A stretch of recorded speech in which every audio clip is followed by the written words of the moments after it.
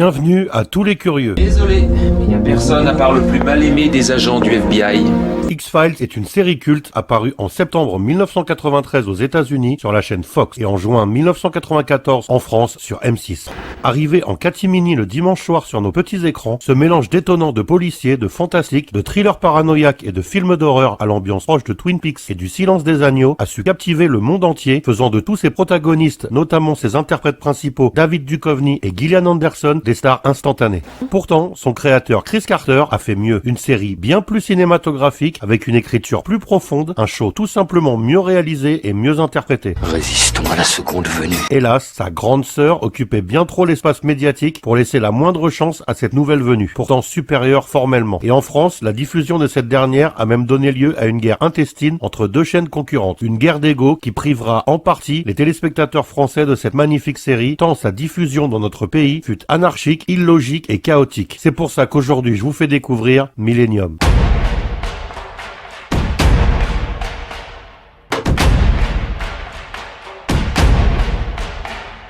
Millennium est donc une série de Chris Carter et n'a absolument rien à voir avec la série de livres de Stieg Larsson ni les films qui en sont tirés, y compris celui de David Fincher avec Daniel Craig. D'ailleurs, cette saga littéraire et cinématographique prend un seul N, tandis que la série de Carter s'écrit avec deux N au milieu de Millennium.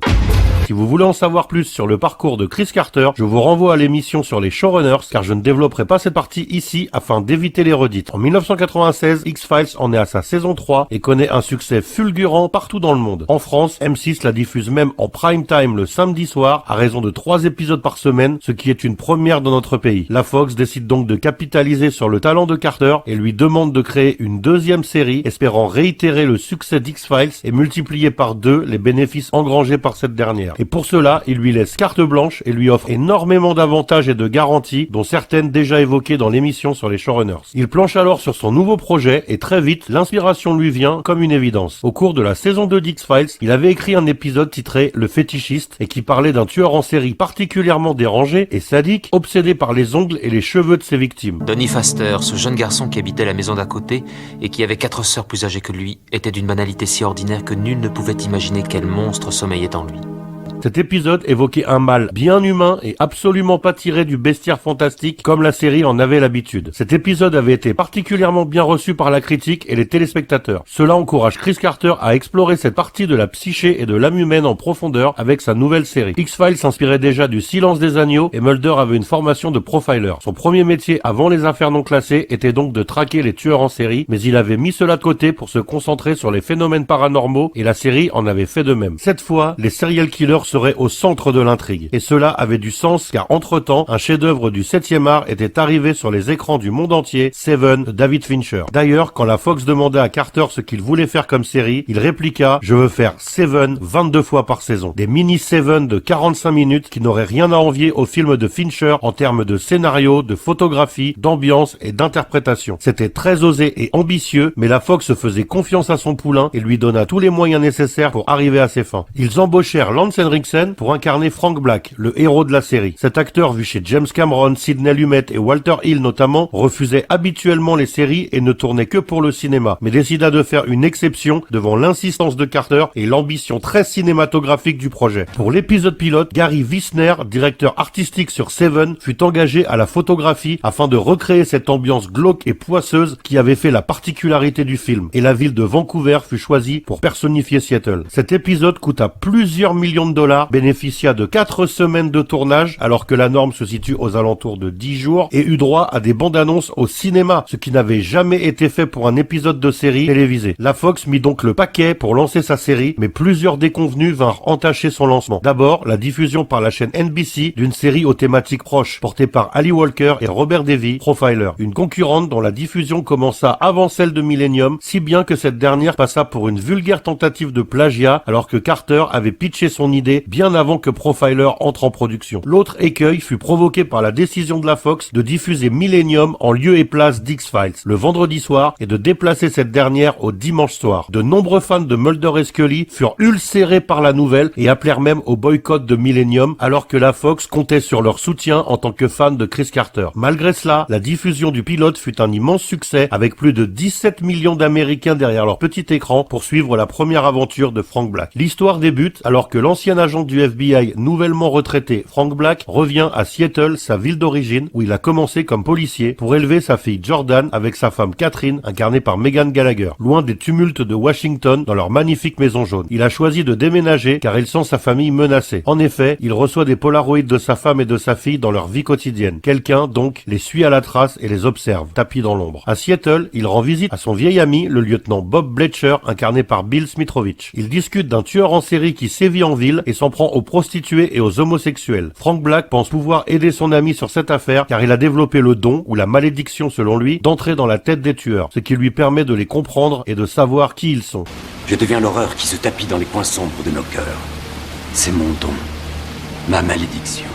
Mais cela a aussi des répercussions sur sa santé mentale et explique sa retraite anticipée. Frank confie également à son ami travailler depuis peu comme enquêteur freelance pour un groupe privé, le groupe Millennium, qui est composé d'anciens agents du FBI qui aident les autorités à boucler certaines affaires particulièrement difficiles. Frank Black découvre que le tueur est fortement influencé par les prophéties de Nostradamus concernant l'apocalypse et le nouveau millénaire, l'arrivée imminente de l'an 2000, qu'il tue pour purifier la Terre et qu'il est loin d'être le seul dans ce cas-là. Il s'est inspiré de Nostradamus, astrologue apocalyptique du XVIe siècle. Donc tu crois que le tueur veut accomplir la prophétie? Black affrontera également dans cette saison de nombreux tueurs en série, tous plus retors et perfectionnés les uns que les autres, et sa femme Catherine se fera même kidnapper par l'homme au Polaroid à la toute fin de l'épisode final de cette première année, La Colombe de papier. Catherine. Bien que les audiences se soient tassées après le pilote, elles sont toujours convenables et la critique est quasiment unanime. Millennium est une excellente série. Fox renouvelle donc la série pour une saison 2. Malheureusement, le succès a des effets pervers et Chris Carter est surbooké pour cette année 1997-1998, car il doit toujours assurer le showrunning de la saison 5 d'X-Files, mais aussi la post-production du premier long métrage tiré de sa série à succès et qui doit sortir au cinéma au mois de mai 1998. Il ne peut donc pas veiller sur sa seconde création pour sa deuxième saison et décide de confier les rênes du show à deux hommes de confiance, Glenn Morgan et James Wong. Ces derniers sont présents sur la série X-Files depuis le premier jour, ont été showrunners de leur propre série Space 2063 et ont même participé à la première saison de Millennium en scénarisant d'excellents épisodes. Ils paraissent donc être les personnes parfaites pour présider aux destinées de la série de manière intérimaire en attendant le retour de Chris Carter pour la saison 3, déjà assuré car négocié par la Fox avec ce dernier avant même le lancement de la série. Voici qui nous sommes. Mais encore une fois, tout ne va pas se passer exactement comme prévu et ce qui ne devait être qu'un parcours de santé où Morgan et Wong reprendraient les ingrédients initiés par Carter dans la saison 1 afin de les prolonger est devenu un changement total et radical de cap au point d'en avoir modifié le sens même de la série, ses inspirations, ses volontés et d'avoir gravement mis en péril sa continuité et son avenir. Explication. Morgan et Wong trouvaient que le groupe Millennium était trop peu présent dans la saison 1, mais c'était comme ça que Chris Carter l'avait voulu, une équipe de consultants, des spécialistes qui interviennent aux côtés de Frank pour l'aider dans ses enquêtes, car Carter s'était inspiré du groupe Academy, de vrais consultants qui étaient tous d'anciens agents du FBI et qui l'avaient aidé pour son script du fétichiste. Pourtant, dans cette saison 2, Morgan et Wong changent complètement leur nature et en font une sorte de secte obscure et millénariste, obsédée par la religion et les prophéties. Et pour s'assurer que cette saison sera d'abord et avant tout la leur, ils décident de signer l'immense majorité des scripts de cette dernière et de ne laisser que des miettes aux autres scénaristes. Exit les tueurs en série pour cette année, à de très rares exceptions, et place à la mythologie séculaire du groupe Millennium qui complote, trahit et libère même un virus mortel sur la planète à la fin de la saison. Lance Henriksen n'est pas très content de cette évolution car il avait toujours vu, à l'instar de Chris Carter, le groupe Millennium comme une unité de spécialistes bienveillants qui font profiter la police de leurs dizaines d'années d'expérience cumulée afin de boucler plus rapidement des affaires et d'arrêter des criminels de manière accélérée et plus efficace. Que pense le groupe de tout ça? Que vous avez un bon instinct. C'est un psychopathe dépressif en quête d'identité sexuelle, il est dangereux.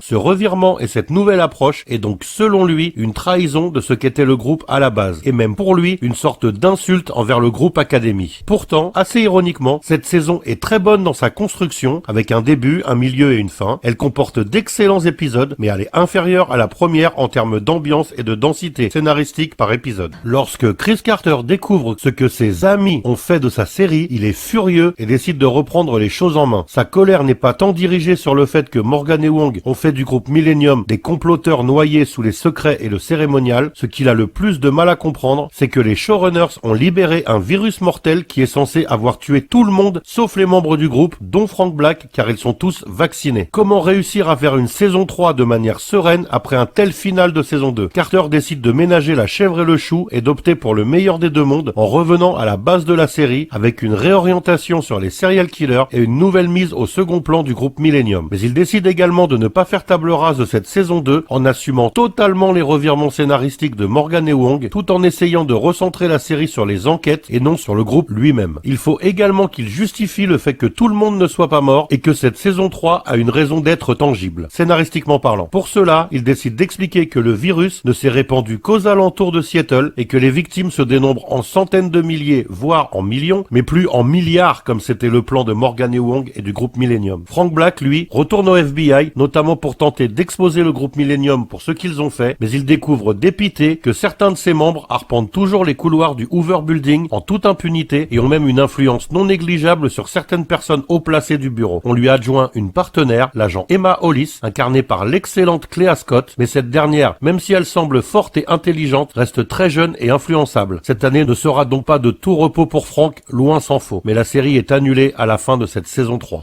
Je dois dire que cette théorie ne me convainc pas. Le constat est amer. Millennium est devenu ce que Chris Carter voulait à tout prix éviter, un X-Files bis. Conspiration, trahison et faction, tout est là. Remplacer juste extraterrestre par prophétie ou apocalypse et le tour est joué. Alors que ce n'était absolument pas le cas lors de la saison 1. C'est particulièrement rageant, d'autant que Millennium avait des ambitions supérieures à X-Files et ces dernières étaient déjà très élevées, qu'elle a réussi à les concrétiser lors de la saison 1, mais que le changement de cap trop brutal imposé par Morgan et Wong a fini par annihiler, sans pour autant que la qualité générale ne s'en ressente foncièrement. Comble du destin, la série Millennium a été annulée en 1999 et ne verra donc pas le passage à l'an 2000, alors que ce moment crucial et redouté était justement l'un de ses principaux fondements scénaristiques. Un épisode de la saison 7 d'X-Files baptisé Millennium fera ce passage au nouveau millénaire, mais c'est un épisode très moyen qui n'a rien à voir avec le ton de Millennium. Bref, un ratage total, même pas scénarisé par un habitué de Millennium, alors que Chip Johansen, qui a signé d'excellents épisodes de cette dernière, a également écrit un épisode de la saison 7 d'X-Files. Millennium s'en est donc allé sur la pointe des pieds via un épisode de sa grande sœur, avant même le passage à l'an 2000 et après 3 saisons bien trop disparates entre elles pour que les plus acharnés des fans veuillent encore suivre ce véritable grand 8 télévisuel malgré ses nombreuses qualités formelles et le nombre très important d'excellents épisodes, et ce, dans les 3 saisons. Je citerai pour ma part Un verrou sur le cœur, Angel, Les principes de la domination, Yapanchik, Apocalypse 19 verset 19, Le jugement dernier, La chambre du mystère, Analyse diabolique, Trauma, 13 ans plus tard, Antipass et Jordan contre Lucas parmi tellement d'autres. Le parcours de cette série, qui avait pourtant tout pour être un hit, trônant fièrement aux côtés de sa sœur aînée X-Files, verra une à une les embûches se dresser sur son passage, et si j'ai évoqué jusqu'à présent celles auxquelles elle a dû faire face aux États-Unis, elles ne sont rien en comparaison du traitement réservé à la série par son diffuseur français, France 2. Je crois que je me suis réjoui un petit peu trop vite. Bien évidemment, M6 voulait à tout prix acquérir les droits de diffusion de Millennium et lui aurait très certainement accordé une place de choix dans sa grille de programme. Malheureusement, France 2 en décida autrement et dégaina une proposition financière qu'M6 ne pouvait suivre. Mais ce n'était pas par amour de la série, car ils ne l'avaient même pas vue. Ils voulaient juste damer le pion à leur concurrente qui montait de plus en plus à ce moment-là, notamment grâce au premier show de Chris Carter, et ils comptaient faire coup double en s'offrant un succès aussi retentissant qu'X-Files. Mais ils déchantèrent vite en voyant la série, et c'est à ce moment-là que le cauchemar commença pour les fans français. Le ton était si sombre et si désespéré qu'ils ne trouvaient aucun créneau pour la diffuser, ni aucune manière de faire sa publicité et donc de la vendre aux téléspectateurs, mis à part avec le label La Nouvelle Série du créateur de X-Files. Ils décidèrent donc de repousser sa diffusion d'1 an, c'est-à-dire que les USA avaient eu 2 saisons entières, tandis que la France n'avait pas encore découvert le moindre épisode. Ce fut enfin le cas le 5 juillet 1998, en deuxième partie de soirée, mais avec l'épisode 2, Le visage de la bête. L'épisode pilote, celui où toute l'intrigue se met en place et où les personnages sont présentés, n'a jamais été diffusé par France 2. Une hérésie. La semaine suivante, l'épisode ne fut pas diffusé pour cause de victoire de l'équipe de France de foot en Coupe du Monde. Mais pas non plus la semaine suivante, car la diffusion sauta 7 épisodes et passa directement au suivant avant de finir par le diffuser quelques semaines plus tard. Après quelques mois, France 2 interrompit la diffusion aux 3/4 de la saison 1, en plein milieu du seul épisode en 2 parties de la saison, Lamentation. De quoi s'arracher les cheveux. La chaîne reprit la diffusion 1 an plus plus tard, le jeudi soir, en troisième partie de soirée, et sans diffuser la seconde partie de l'épisode Lamentation qui s'intitule Les principes de la domination. La diffusion s'arrêta de nouveau sans explication au milieu de la saison 2, puis repris après plusieurs mois et de plus en plus tard dans la nuit, avec parfois 1 heure de retard, voire plus. Une chose absolument impossible aujourd'hui. Ça vous donne un aperçu du parcours du combattant que ce fut de vouloir suivre cette série à l'époque. Voilà, vous en savez à présent un peu plus sur Millennium. Agent Mulder, Joe Scully, je crois que c'est l'heure. N'hésitez pas à liker si vous avez aimé, à laisser des commentaires et à vous abonner pour soutenir la chaîne. Bonne chance pour la suite. À bientôt pour une nouvelle découverte, soyez curieux.